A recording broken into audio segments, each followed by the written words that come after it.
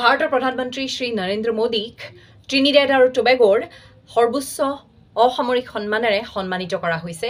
আপোনালোকে ইয়াত দেখিছে 2025 চনৰ জুলাই মাহলৈকে প্ৰধানমন্ত্ৰী মোদীক গোটেই বিশ্বব্যাপী দেশসমূহৰ পৰা সৰ্বোচ্চ অসামৰিক সন্মানৰ যদি সংখ্যাৰ কথা কওঁ তেতিয়াহ'লে 25খন দেশৰ দ্বাৰা সন্মানিত কৰা হৈছে।